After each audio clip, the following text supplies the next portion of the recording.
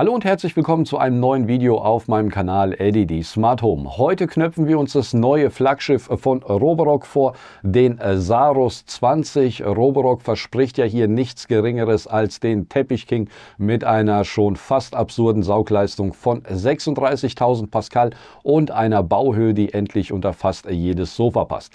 Aber ist mehr Power auch gleich ein besseres Ergebnis und wie schlägt sich die neue Navigation ohne den typischen Laserturm? Das klären wir heute. Ich habe das Gerät seit etwa 4 bis 5 Wochen im Einsatz, also in einem Dauertest unter realen Bedingungen, also nichts mit einer künstlich präparierten Testfläche, sondern im wahren Leben in einem Haushalt mit 2 Kindern, einer Katze und 2 Erwachsenen. Hier liegen also täglich irgendwelche Krümel, Haare oder Spielzeuge auf dem Boden, wo er sich dann durchkämpfen muss. Wenn ihr wissen wollt, warum auf dem Thumbnail etwas von ängstlicher KI steht, dann bleibt unbedingt dran. Ich verspreche euch, das ist kein Clickbait, sondern meine ganz persönliche Erfahrung aus der Praxis der letzten 4 Wochen oder 5 Wochen. Also, falls ihr mehr wissen wollt, bleibt dran, beim kurzen Intro geht sofort los. In diesem Sinne, viel Spaß mit dem Video. Bis gleich.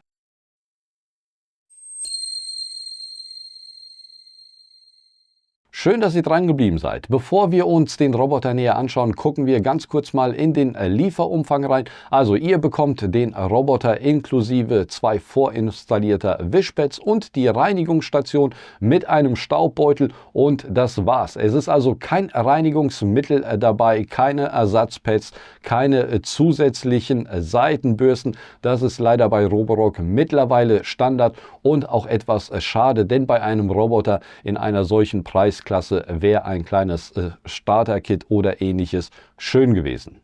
Falls ihr auf der Suche nach dem passenden Zubehör seid oder nach einem Reinigungsmittel seid, das den Roboter nicht beschädigt, dann schaut mal in die Videobeschreibung. Dort verlinke ich euch die Sachen, die ich persönlich nutze. Besonders der entleerbare Staubbeutel kann ich euch nur empfehlen, da es auch 2026 leider noch nicht bei allen Herstellern üblich ist, auf komplett beutellose und damit kostenneutrale Systeme zu setzen. Kommen wir zu den harten Fakten. Das Design ist mit nur 7,98 cm Höhen extrem flach, da der Laserturm fehlt. Stattdessen nutzt der Roboter StarSight 2.0 mit einem 3D Time-of-Flight-Sensor und einer RGB-Kamera. Mit einer Saugkraft von 36.000 Pascal gehört das Gerät zu den Spitzenreitern, die es aktuell auf dem Markt gibt. Ein spannendes Detail, das viele übersehen: auch hinten besitzt der Roboter nochmal eine Sensoreinheit. Das ist ein Infrarotsensor kombiniert mit einem weiteren Time-of-Flight-Sensor und diese Technik hilft dem Saros 20 dabei, extrem präzise rückwärts in die Station einzuparken und auch beim Rangieren Hindernisse hinter sich zu erkennen, was ohne Laserturm besonders wichtig ist. Hinzu kommt das adaptive Lift-Chassis 3.0 System, mit dem er sich bis zu 5 cm anheben kann, und zu guter Letzt die Station wäscht die Pads mit 100 Grad heißem Wasser und trocknet sie dann mit 55 Grad heißer Luft. Der Akku ist vom Hersteller mit 6400 mAh angegeben. Das reicht für ungefähr 200 Minuten oder 200 Quadratmeter. Besonders interessant finde ich, dass während der Reinigung, wenn sich da die Batterie dem Ende neigen sollte, dann fährt er nicht zur Ladestation zurück und lädt nochmal den Roboter komplett auf, sondern lädt nur so viel nach, wie die Restfläche beträgt oder was er ungefähr braucht, und dadurch verbringt er nicht allzu viel Zeit in der Ladestation, wenn eine Akkuladung nicht reichen sollte. Ansonsten beträgt die Ladezeit aber ca. 150 Minuten, um den Roboter voll aufzuladen. Kommen wir zur Inbetriebnahme. Die Inbetriebnahme ist relativ einfach. Mittlerweile, wie bei fast jedem Hersteller, ist es so: man hat die App, man hat einen QR-Code, dann scannt man diesen QR-Code ab und dann folgt man einfach den Anweisungen auf dem Smartphone und das war's. Also die Inbetriebnahme ist relativ einfach und nicht weiter erwähnenswert. Was natürlich zu jeder Inbetriebnahme mit dazugehört, sind die Firmware-Updates. Aktueller Stand am Tag heute, an dem ich das Ganze hier aufzeichne, also Anfang März, ist ist die Version 2.45.78 und alle meine Erfahrungen beruhen auf dieser Version bzw. auf den Versionen davor. So, dann würde ich sagen, schauen wir uns mal ganz kurz die App an. Also das hier ist die App, das ist der Saros 20. Ich musste ihn jetzt mal einschalten, damit ich mich überhaupt damit verbinden kann. Also hier sieht man zum einen die Karte. Die Karte kann umgestellt werden auf 3D-Ansicht oder so, wie sie aktuell ist. Und dann hat man jede Menge Möglichkeiten, was man hier einstellen kann.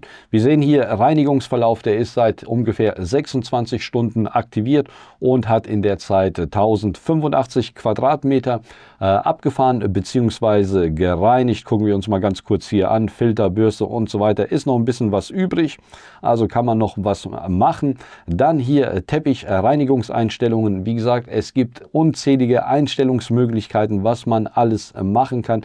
Um alle sich genau im Detail anzugucken, würden wir wahrscheinlich ein extra Video brauchen. Ihr seht hier, man hat wirklich sehr viele Möglichkeiten. Auch hier Docking Station kann man einstellen, wie das Ganze gereinigt werden soll und so weiter und so fort. Und dann hier die Hinderniserkennung. Hier kann man auch noch mal ein bisschen experimentieren, vor allem wenn man irgendwelche besonderen Möbel oder Spielzeuge auf dem Boden hat, kann man hier noch mal die KI-Hinderniserkennung aktivieren oder deaktivieren. Dann haben wir auch noch mal einen Sprachassistenten mit an Bord. Das heißt, man kann sagen, ja, das Gerät soll irgendwie die Wohnzimmer reinigen oder die Küche oder was auch immer. Funktioniert ganz gut, habe ich ein-, zweimal ausprobiert.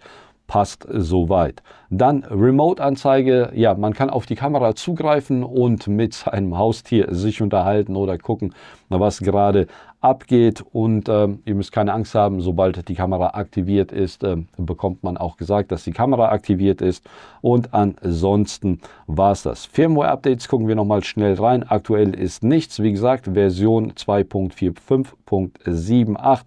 Und mittlerweile, wie gesagt, war das die dritte Firmware, mit der ich gearbeitet habe. Ihr seht, ich habe es so eingestellt, dass er wochentags immer diesen Bereich hier reinigt, also Küche, Flur und so weiter.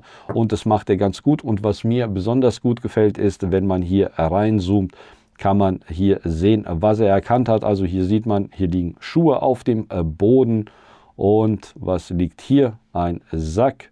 Eine Tüte hat er auch richtig erkannt. Das heißt, das funktioniert relativ gut. Okay, dann würde ich sagen, das soll es zur App gewesen sein. Wie ihr seht, man hat wirklich sehr viel einzustellen und es macht, glaube ich, nicht wirklich Sinn, auf jedes Detail näher einzugehen. Da muss man sich einfach ein bisschen mit der App auseinandersetzen, ein bisschen experimentieren und herausfinden, was man braucht, was man haben möchte. So, kommen wir zu ein paar Praxiserfahrungen zu der Saugkraft, zum Wischen, wie lange der Akku hält und so weiter und so fort. Also gucken wir uns zuerst mal den Akku an. Wie schlägt er sich im Alltag unter normalen Bedingungen? Also ich habe das Ganze mal getestet. Für ungefähr 20 Quadratmeter auf höchster Stufe benötigt er ca. 20% seines Akkus.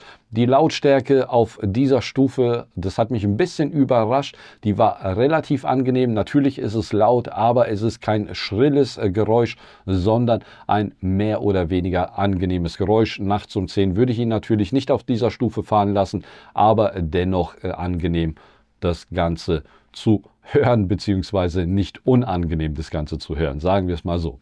So, zur Saugkraft, die hat mich ja extrem überrascht, vor allem auf dem Teppich. Ich habe mal einen kleinen Kinoabend simuliert mit Chips, Krümeln und so weiter und so fort und den Roboter eigentlich so eingestellt, dass er zweimal das Ganze abfahren soll, also in diesem Schachbrettmuster hatte ich das Ganze eingestellt und anfangs hat er etwas rumgezickt, der wollte wieso auch immer nicht auf den Teppich fahren. Ich weiß nicht, ob er vielleicht ein bisschen nervös war, weil die Kamera gerade lief, aber als er dann irgendwann mal losgefahren ist, waren die Chips nach der ersten Überfahrt komplett weg und ich habe auf ein zweites Drüberfahren verzichtet, da wie gesagt alles weg war. Das hat mich echt beeindruckt und habe ich so bisher auch noch nicht erlebt, dass nach der ersten Drüberfahrt wirklich jedes Krümel von diesen Chips aufgesaugt wurden. Also es waren da Chips, Salzstangen und noch so ein paar andere typische Kinoabend-Teile verteilt und wie gesagt, nach der ersten Überfahrt war alles weg. Das hatte ich, wie gesagt, so noch nicht erlebt. Auch die Navigation hat mich sehr überrascht. Wir haben ja diesen Tisch dort stehen mit diesen verchromten Beinen und in der Vergangenheit war es eigentlich immer so, dass wenn die Roboter da drauf gefahren sind, immer irgendwie gegen diese Tischbeine gedotzt sind und das nicht unbedingt ganz sanft. Und bei diesem ist es so, dass er wirklich diese Tischbeine erkennt und relativ gemächlich dagegen dotzt, wenn er überhaupt dagegen dotzt. Und das hat mich auch nochmal sehr überrascht. Also das hat auch sehr, sehr gut funktioniert, meiner Meinung nach. Kommen wir zum Wischen. Ja, der Saros 20, der verwendet ja noch die Pads und die sind ja schon ein bisschen in die Jahre gekommen und viele sind der Meinung, dass Pads nicht mehr State of the Art sind. Wieso Roborock die Pads noch verwendet und nicht die Wischwalze, weiß ich nicht. Vielleicht kommt ja irgendwann nochmal ein Saros 20R raus, aber das ist nur eine Vermutung, mit einer Walze. Aber mal ganz ehrlich, wer lässt seinen Roboter absichtlich über Ketchup oder Mayo aufwischen oder drüber fahren, um dann zu gucken, ob die Pads besser funktionieren oder die Wischwalze? Die Wischwalze hat ein paar Vorteile dadurch, dass sie relativ gut oder dadurch, dass sie beim Rotieren gereinigt wird. Das passiert bei den Pads nicht. Aber wie gesagt, wenn ihr nicht gerade Mayo auf dem Boden verteilt oder Ketchup auf dem Boden verteilt, dann spielt es absolut keine Rolle, ob sich dort jetzt die Pads drehen oder eine Walze sich dreht. Das heißt, wenn ihr einen normalen Haushalt habt, wo keine Mayo oder kein Ketchup auf dem Boden liegt, dann spielt es absolut keine Rolle, ob sich dort die Pads drehen oder die Walze drehen. Ich habe das, wie gesagt, normalerweise ist es so bei uns, dass er alle 1 bis 2 Tage reinigt und dort kann ich absolut keinen Unterschied zwischen Pads oder Walze sehen. Meiner Meinung nach reinigen beide gleich gut. Vorteil der Pads ist, wie gesagt, sie reinigen besser an den Kanten und sind extrem wartungsarm. Einfach abkletten und ab in die Waschmaschine waschen lassen und das war's. Bei der Walze funktioniert das Ganze nicht so einfach. Normalerweise hat man da auch immer noch so einen Schmutzabscheider, der muss dann auch nochmal gereinigt werden und die Rolle in die Waschmaschine stecken ist, wie gesagt, glaube ich, auch keine so gute Idee. Deswegen aktuell bin ich noch ein Freund der Pads. Das kann sich natürlich irgendwann mal ändern. Aber zum heutigen Zeitpunkt mag ich persönlich die Pads mehr wie eine Wischwalze. Kommen wir zu dem Punkt, bei dem ich noch Optimierungsbedarf sehe. Das ist das Thema ängstliche KI. Bei Objekten auf dem Boden wirkt der Saros 20 manchmal noch etwas unentschlossen und fährt Dinge wie Spielzeugautos eher zur Seite, anstatt sie elegant zu umfahren. Aber bei Kabeln oder unseren Freischwingerstühlen ist er dann plötzlich extrem vorsichtig und ohne die spezielle App-Einstellung macht er um Kabel einen so großen Bogen, dass Flächen ungeputzt bleiben, die er eigentlich putzen könnte. Auch unter unseren Schwingstühlen fährt er oft nur bis zur Hälfte darunter, obwohl keine Gefahr des Einklemmens besteht. Außerdem könnte er problemlos drüber klettern, dank seines Fahrwerks. Aber wieso auch immer macht er das nicht. Ich habe auch in der App eingestellt, dass die Schwingstühle keine Gefahr für ihn bergen. Das heißt, man kann in der App auswählen, dass ein bestimmtes Objekt nicht gefährlich ist und dann nähert er sich. Aber das funktioniert besser, aber es ist immer noch nicht optimal. Hier nutzt die Software noch nicht das volle Potenzial des Fahrwerks und der ganzen Sensoren, die verbaut sind. Und wir müssen aktuell unsere Stühle immer noch hochstellen, damit er alle Krümel auf dem Boden einsaugt. Hier sehe ich definitiv bei einem Modell in dieser Preisklasse noch Luft nach oben. Da Roborock aber für seine gute Software-Updates bekannt ist, bin ich sehr zuversichtlich, dass die KI hier in den nächsten Monaten noch mutiger und noch präziser wird und dass das Ganze dann irgendwann mal so funktioniert, wie es funktionieren sollte. Wie gesagt, man kann zwar in der App die Freischwinger als nicht gefährlich markieren, dann funktioniert es besser, aber dennoch wünsche ich mir, dass das Ganze auch ohne externen Eingriff, also ohne dass man irgendwie in der App was einstellen muss, dass das Ganze funktioniert. Das Thema KI muss ich noch mal ein bisschen ausführlicher erklären. Also, der Roboter hat ja viele Sensoren verbaut. Wir haben die Sensoren vorne, wir haben die Sensoren hinten, wir haben die Kamera, die die Hindernisse erkennt, wir haben die KI und so weiter und so fort. Aber in meinem Test mit diesen ganzen Spielzeugen in der Küche, den Test mache ich normalerweise nicht so gerne, da er nicht alltagstauglich oder realitätstreu ist. Aber ich hatte hier schon Roboter, die deutlich besser performt haben als der Saros 20. Wieso das so ist, kann ich mir nicht wirklich erklären. Hier müsste Roborock noch mal ein bisschen nachliefern. Aber man muss ehrlich sagen, wenn der Roboter ganz normal seine Arbeit aufnimmt, so wie bei uns, der fährt ja jede Woche bzw. jeden Tag, fährt er durch die Wohnung und reinigt. Und hier muss ich sagen, er ist noch kein einziges Mal hängen geblieben und er hat auch noch kein einziges Mal irgendwelche Sachen eingesaugt, die er nicht einsaugen sollte. Also theoretisch funktioniert das Ganze im Alltag sehr gut, aber ihr müsst halt dennoch ein bisschen darauf achten, dass nicht irgendwie sehr viel Spielzeug oder Lego-Bausteine verteilt sind in der Wohnung, denn ansonsten würde er die wahrscheinlich einsaugen oder drüber fahren oder macht einen so großen Bogen um die ganzen Sachen, dass der Boden nicht richtig gereinigt wird. Also hier besteht definitiv noch von Roborock etwas Handlungsbedarf, aber ansonsten funktioniert das ganz zuverlässig. Wie gesagt, noch nie irgendetwas im Staubsauger gehabt, was er nicht aufsaugen sollte. So, dann schauen wir uns auch noch mal kurz die Reinigungsstation an, beziehungsweise was die an Strom verbraucht. Also beim Absaugen bzw. Aufheizen entstehen kurzzeitig Peaks um bis zu 1000 Watt.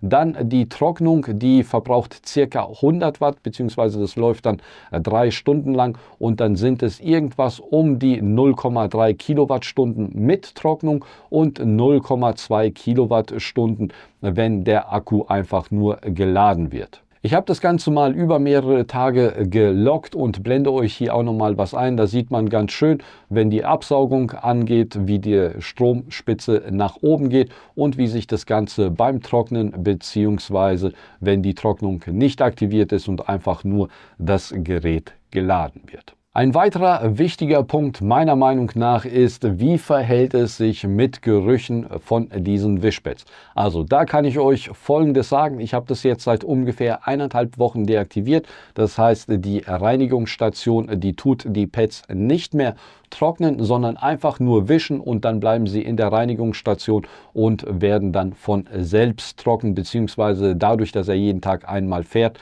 werden die immer wieder gewaschen. Und hier ist es so, das kann ich euch aktuell sagen, die Pads, die müffeln überhaupt nicht. Also aktuell sind sie auch noch ein bisschen nass und die riechen nach gar nichts. Das heißt, diese Geschichte mit dem 100 Grad warmen Wasser, womit das gereinigt wird und mit dem Reinigungsmittel, was sich da drin befindet, da entstehen bei den Pads, zumindest bei uns, keine Gerüche. Dadurch, dass er jeden Tag fährt, werden die ja jeden Tag nochmal gewaschen und das habe ich auch schon bei anderen Herstellern anders erlebt. Das heißt, diese Heißwasserreinigung scheint die Bakterien relativ effektiv zu beseitigen und das Ganze zu warten, also die Station zu warten, funktioniert auch ganz gut. Hier ist einfach nur eine kleine Schale, die nimmt man raus, tut die unter fließendem Wasser abspülen, tut die wieder rein und das war's. Dann, was wahrscheinlich auch nochmal einige von euch interessieren wird, ist, wie sich das Ganze mit dieser Duo-Dive-Bürsten verhält, die im Roboter sind. Das heißt, diese 2 getrennten Bürsten. Und hier kann ich euch sagen, in den letzten 4-5 Wochen, seitdem das Gerät bei uns verbaut ist, musste ich noch kein einziges Mal irgendwelche Haare entfernen. Das heißt, der Roboter, so wie er hier steht, das Ganze ist seit 4-5 Wochen. Okay, der ist jetzt ein bisschen dreckig.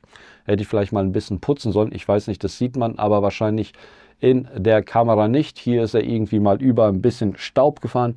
Deswegen ist hier ein bisschen Staub.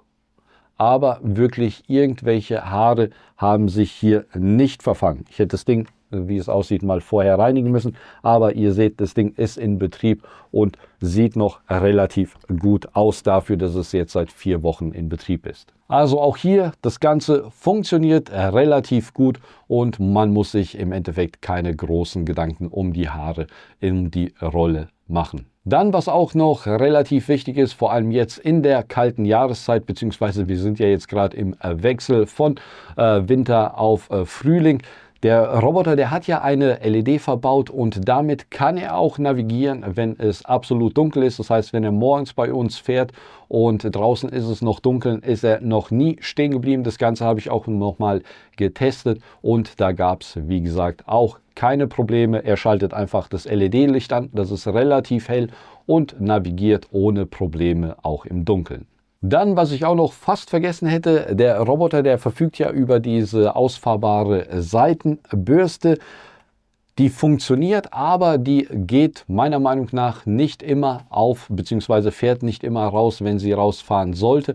Das funktioniert relativ gut, aber noch nicht zu 100% sicher. Da denke ich mal, wird es mit der Zeit auch nochmal ein Update geben, was das Ganze ein bisschen zuverlässiger ausfahren lässt. Und was mir auch ein bisschen negativ aufgefallen ist, diese Bürste, die dreht ja mal schneller, mal langsamer und manchmal passiert es, dass Gegenstände weggeschleudert werden, weil die Bürste einfach zu schnell dreht, obwohl es wahrscheinlich besser wäre, wenn die einfach permanent immer langsam drehen würde. Aber da hat sich Roborock wahrscheinlich auch ein bisschen was dabei gedacht und das ist mir auch schon bei anderen Herstellern aufgefallen. Aber ich habe da noch keinen wirklichen Sinn dahinter gefunden, wieso die Bürste manchmal schneller und manchmal langsamer dreht. Falls ihr das wisst, könnt ihr mir diese Info in die Kommentare schreiben. Würde mich interessieren, wieso das manchmal gemacht wird. Kommen wir zu meinem Fazit. Nach 4 bis 5 Wochen dauert es. Also der Roborock Saros 20 ist meiner Meinung nach perfekt geeignet für Haushalte, die viele Teppichböden oder Teppiche haben oder irgendwie flache Möbel, unter die er reinigen muss. Auch im Altbau ist er perfekt geeignet, denn dadurch, dass er das Fahrwerk anheben kann, kommt er auch relativ gut über irgendwelche Schwellen. Das Ganze habe ich auch mal getestet. Hier irgendwas um die 4 cm waren das. Also für alle, die irgendwelche hohen Schwellen haben, Teppichböden, Teppiche und so weiter, für die ist er perfekt geeignet. Die Reinigungsleistung ist ja, wie ihr gesehen habt, auf einem Teppich extrem gut und auf einem extrem hohen Niveau. Wer aber eine KI erwartet, die völlig ohne Vorbereitung mit jedem Schwingstuhl perfekt umgeht, der sollte wissen, dass hier noch ein paar Softwareanpassungen nötig sind und auch irgendwelche Spielzeuge auf dem Boden rumliegen lassen, also irgendwelche Lego-Bausteine. Das empfiehlt sich aktuell noch nicht. Da ist die Software einfach noch nicht so weit. Ja, was ist mein persönliches Fazit zu diesem Gerät? Also, mir hat das Gerät sehr gut gefallen. Es gibt zwar noch ein paar Probleme mit der KI oder ein bisschen Optimierungsbedarf mit der KI, aber ansonsten war ich mit dem Roboter sehr zufrieden. Was mir immer besonders gut gefällt, ist, wenn die Dinge nicht extrem laut sind, auch wenn man nicht unbedingt die Geräte laufen lässt, wenn man zu Hause ist. Aber es kommt ja dennoch vor allem jetzt am Wochenende, zum Beispiel heute, gestern, lässt man ja das Gerät laufen, während man zu Hause ist und da ist man dann recht dankbar, wenn die Dinger nicht zu laut sind. Die KI, wie gesagt, die hat noch ein paar Macken, aber ich glaube, da wird Roborock in den nächsten Wochen noch mal ein bisschen nachbessern und ansonsten gefällt mir das Gerät sehr gut, wobei ich persönlich sagen muss, 1.400 € oder 1.200 € je nach Aktion ist sehr, sehr viel Geld. Aber falls ihr Interesse an dem Gerät habt, dann guckt mal in die Videobeschreibung, dort ist ein Link zu dem Gerät und falls ihr, wie gesagt, noch wissen wollt, welches Reinigungsmittel ich verwende und welchen entleerbaren Staubbeutel, dann guckt auch mal in die Videobeschreibung, dort ist das Ganze verlinkt. Ansonsten bleibt mir nur noch zu sagen, falls euch das Video gefallen oder geholfen haben sollte, würde ich mich über einen Daumen hoch freuen und falls euch das Gerät gefallen hat oder ihr noch irgendetwas zu kritisieren habt, dann ab damit in die Kommentarspalte. In diesem Sinne, viel Spaß mit dem Roborock Saros 20, bis zum nächsten Mal, macht's gut.